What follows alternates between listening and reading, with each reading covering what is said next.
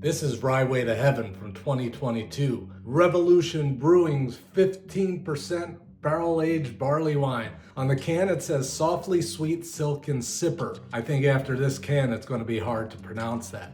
Let's go get Josh and see what this is like. Drink it or dump it.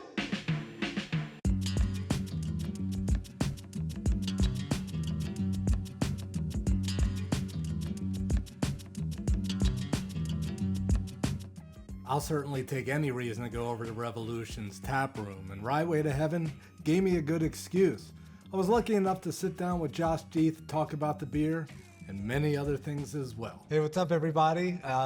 Here's another episode of Drink It or Dump It here at Revolution Brewing with Josh, I'm going to say Deth. Sounds good to me. Okay, because when we met, am I right? Is that My name has not changed, but people pronounce it however they will. Okay, so everyone's pronouncing the beers wrong. It's kind of like that, like, what's my name?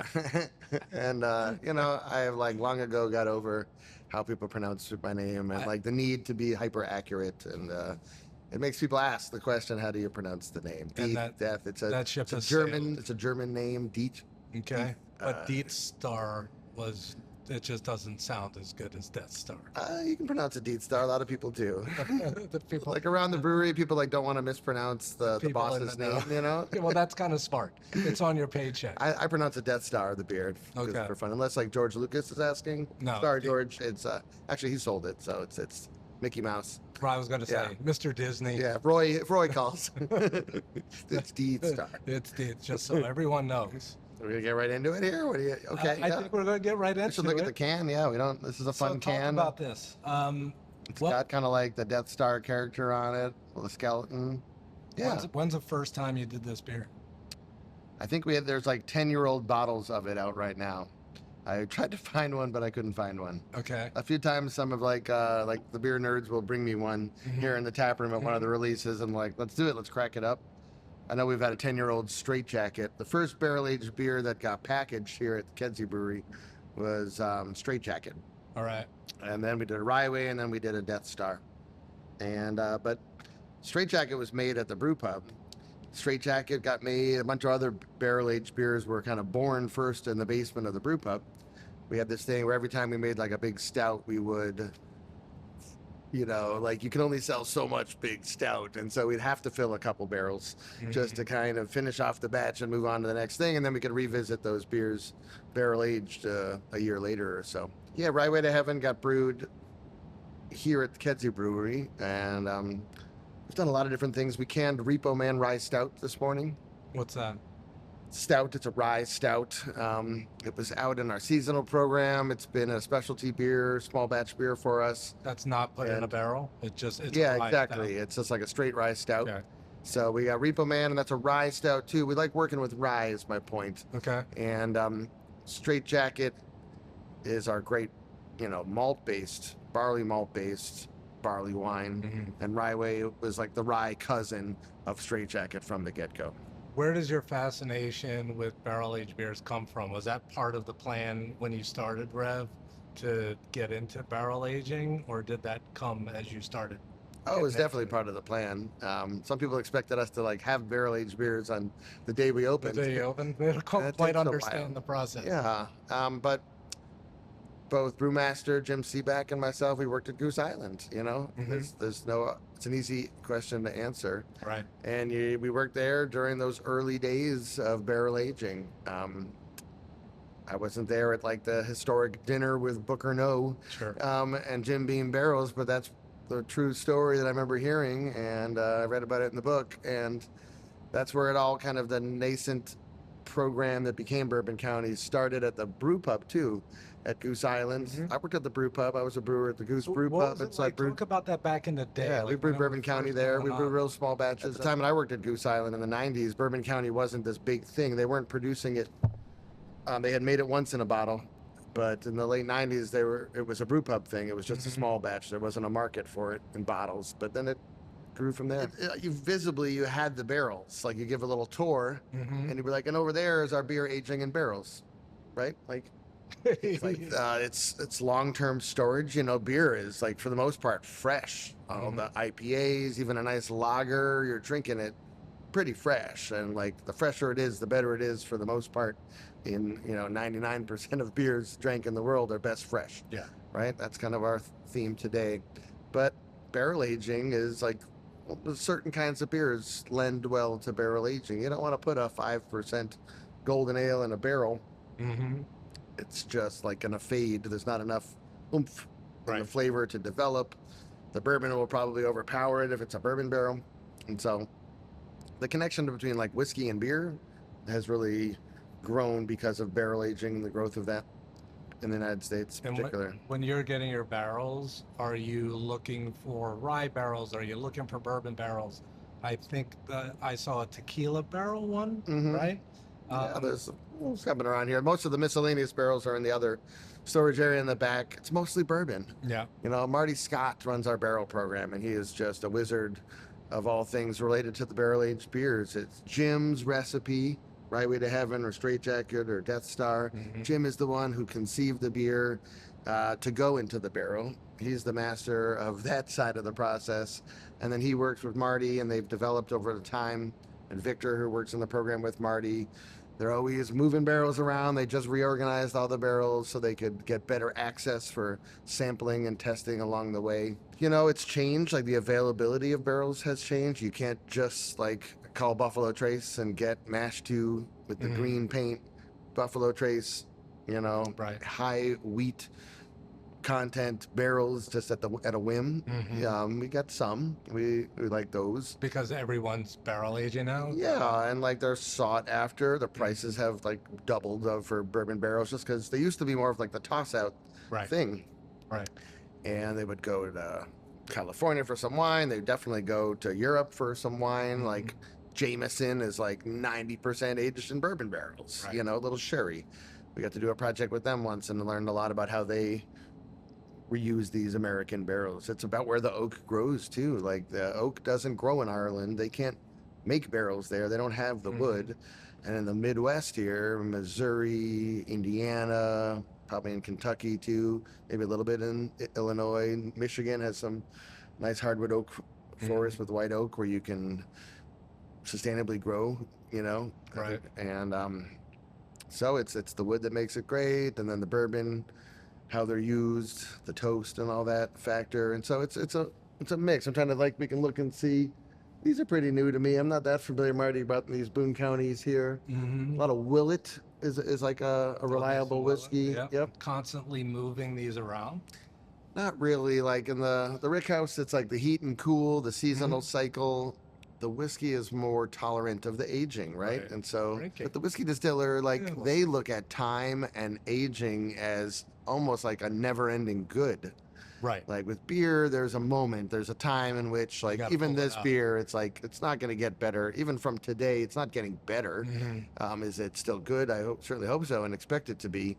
But 4 or 5 years, there's a point at which your beers are kind of I would just prefer to drink a fresher beer than really to drink a 5 or 6 year old aged beer. But what do you think? What are you expecting this is going to taste like? no, the heat and cool cycle, by the way, with the beer, you got to be careful. Right. We keep all the barrels climate controlled in here. Oh, hey, look at that. there you go.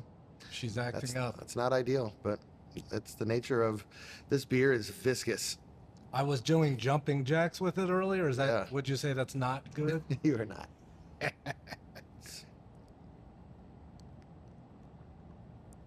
Well, it smells amazing. Yeah, I'll lick the table when we're done. I lick my thumb. Cheers. Cheers. Thanks for coming back, ladies. So when you were at Goose Island, what was the impetus for you to go out on your own? Savor that for a minute. Well, hold up before you I answer. was gonna say, too much at once here. Too much stimuli. We had talked about toasted pecans, Yeah. right? It's the rye, so not necessarily the rye whiskey barrel, right? This originally, the first batch of Ryeway to Heaven, we had gotten a bunch of rye whiskey barrels that prompted us to make this beer. Okay. But over time, it's mostly all aged in bourbon barrels. Sometimes we'll get some rye barrels in. We had some Peerless rye barrels that were really excellent. I love that whiskey. But it's like the rye, the grain, The rye is in the rye mash. In the mash. Yeah. Okay. And so like a heavy rye mash, and you get these dextrins, these beta glucans, these like mouth, like thick flavors on your palate, and some of those do break down over time. That definitely could have been exactly what was kind of happening here. Is it's just they break down, and you get it's the calcium oxalate, these like just like ingredients over time react inside the can with a beer like this, but they also lend to these great flavors like that nice toasted pecan It's almost flavor. like brown. It's like a pecan pie. It's like brown sugar coated pecans. Mm-hmm. And you're saying 100% agree. That's the mash bill. That's This beer gets that, where Straight Jacket doesn't quite get the pecan, some of that nuttiness. It gets a little more straight caramel and creme brulee type of stuff. And the mouthfeel. I mean, it's. Would it taste like this in 3-4 years? We did dump some on the table and stuff. Well, that's kind of a spill. It's a spill it. Right? What did you say this was 2002? 22, yeah. Filled on October 27th. Drink it or spill it. Drink it or spill it. A little bit of spilling. The beer. This is like my favorite of the barrel aged beer families. Between like the Straight Jacket, they're all great. One has my name on it, but like the rye, this character that we're tasting right now, you only get it in this beer, and I just think it's real special. And it's so we kind of with the barrels, you kind of use what you have access to. You know, we want to get fresh barrels, and so it's important for us that a lot of times we will have the beer and we'll hold it in the tank. It's done fermenting, ready to go into the barrels, and we will just hold it in the tank, and then we'll go get the barrels. Got it. So that the day the barrels come, Still wet. we're like right away they're wet, and you fill them as fast as you can. We work with a good supplier who actually we stop buying direct from the distilleries and just work with a good supplier who has even better access than we do. Sure. This is what they do all day long, is secure good barrels, and we're buying by the truckload for the most part, and then we're selling them back out the door. They buy the used barrels a year or two later, and they sell them to somebody else, and it kind of keeps the cycle going. So for us, barrel season is October, November, December, January. That's like the prime of it when you want to release these big, strong beers, get them out in the world. And we released a collab with Firestone Walker called Oakpocalypse Later. They did Oakpocalypse Now. Okay. And it was double, triple barrel aged, beer. It finished in a wine barrel from Paso Did Robles. you both do the same? Like, how does that Yeah, work? we both did a similar style of beer, and then we deviated in just the how we did it How a little you bit. finish it? Yeah, Okay. That's I fun. could get into it, but we'd get sidetracked. Beers. Yeah, I also want to say about this beer that it doesn't taste like a 15% beer when you're drinking it. It's not a hot on the nose. It's not hot on the palate. It's super smooth. Yeah. Our barrel aged beers have gotten sweeter over time as we've evolved the program. We've learned about what works best, what people want, how the beer develops in the barrel, the sweetness, and how that sweetness changes over time is important. It helps to cover up, in a sense, the booze side of things. We have a new 10% IPA out called X Hero. People go, oh, it doesn't taste like 10%. And you get that from just good, clean fermentation. Even your work mashing in, your control of the pH, making sure your pH is where you want it to be, feeding your yeast, giving the beer good, healthy yeast to ferment. It's probably the most important thing for good tasting, clean beer is good, healthy yeast makes good beer. I remember a conversation we had. It must have been 7-8 years ago when hazy started becoming a thing. And you were telling me about a true hazy IPA, and I was just so fascinated. Did I lose it with the science? Yeah. All the science behind it. Every time we talk, you bust out the science. It's nothing that I know, and it's always exciting to hear because it makes me want to ask you about questions. My dad is a scientist, so comes in the genes. So let me pull that back to the question of how you went out on your own. So drive, you wanted to do it. Right. This idea that I can do this. Part of that's the most basic feeling that's overarching. Entrepreneurship, of course, is there just wanting to take a crack at running a business kind of a thing. Because when you're early on and you haven't run a business, and I hadn't at that point in time, you don't know what's ahead of you. Right. You're taking lots of leaps and have expectations of where things are going to be, but you can't control everything. First brewery job was in '95, and I'll be 30 years this summer working at a Where was brewery. that? A place called Golden Prairie, and it was on Elston Avenue, and I worked there. Before that, it was on Webster, north of Fullerton, next to where the Home Depot is. It's now where the Value City Furniture is, next to Midtown Tennis. It was in an old Prohibition brewery building. This guy Ted, it was his brewery. It was the hands-on brewer with his friend and his wife, and it was just it was an early Chicago craft brewery back when they called them microbreweries. Microbrewery, yeah. And I didn't do any barrel-aged beers, but he did some really strong stouts. He did a old ale, and he did a maple stout.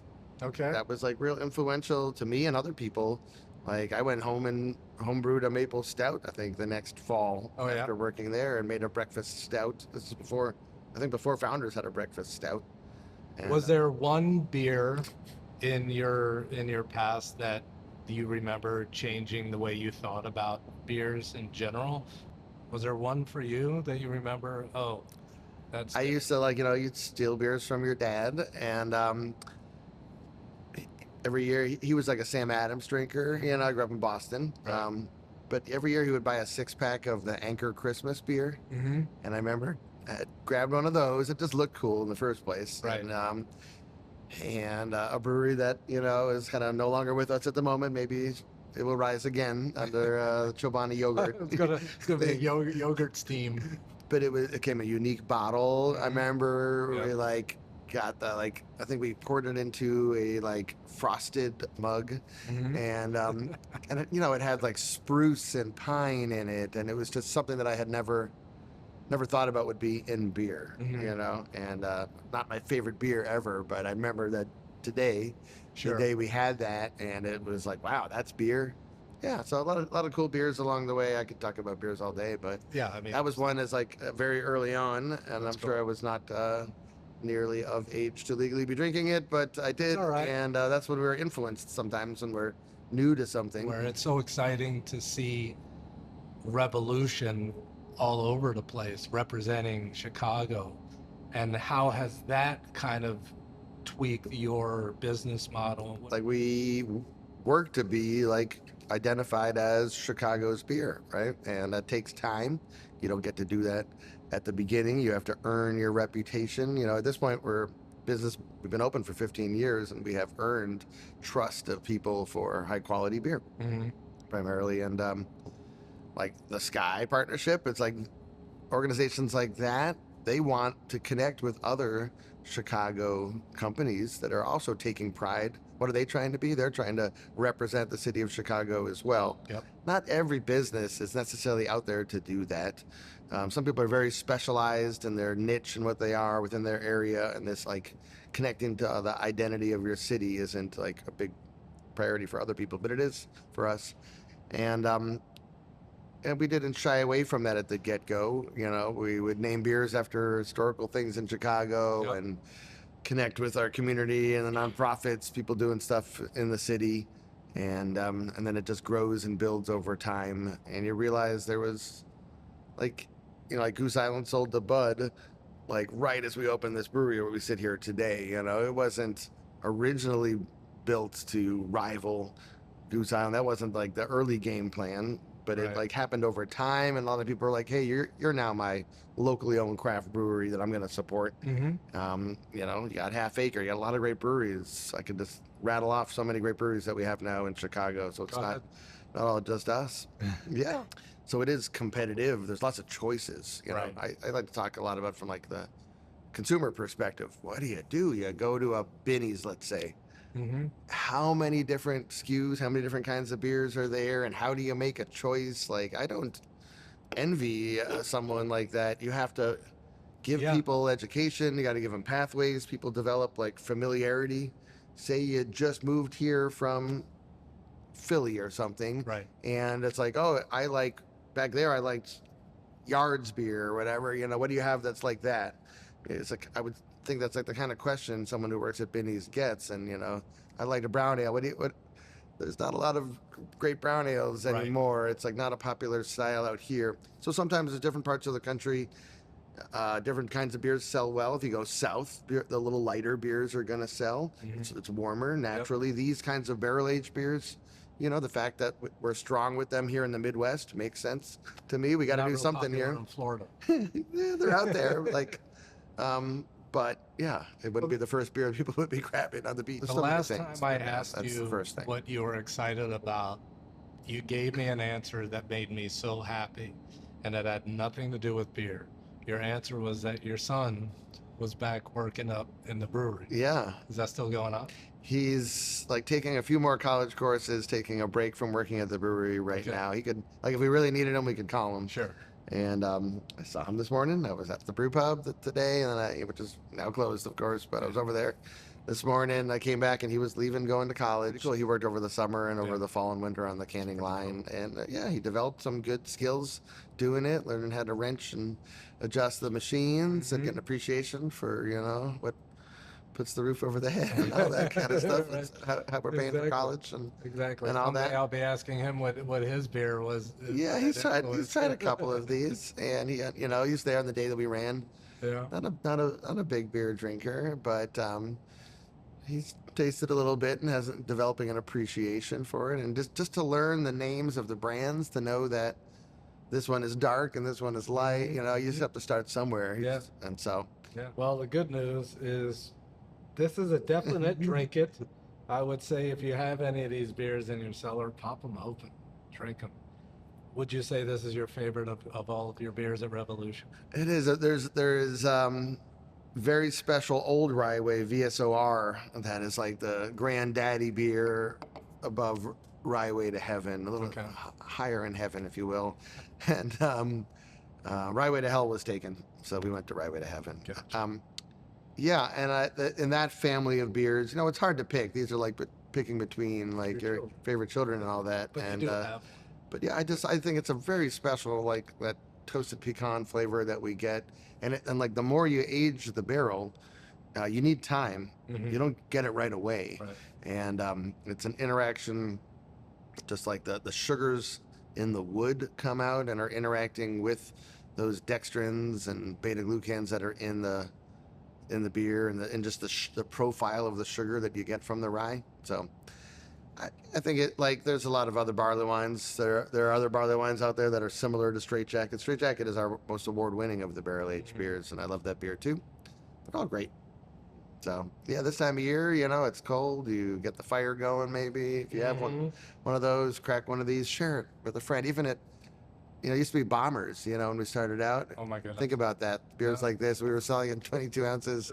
We made this move to the 12-ounce cans, and it was so smart.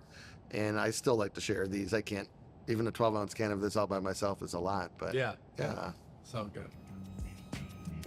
Thanks so much. yeah. Thanks for coming by. Amazing. Revolution. Thanks, Jim.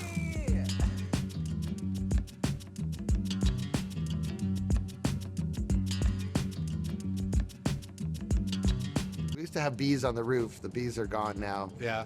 But for about 8 years, we had bees on the roof right above our head here. Oh, that's a long time. I mean, Yeah, 8 they lasted years. for a while, but then every year they had to buy new bees.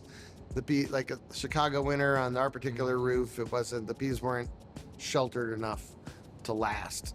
Bees had a rough go a few years ago too. They did.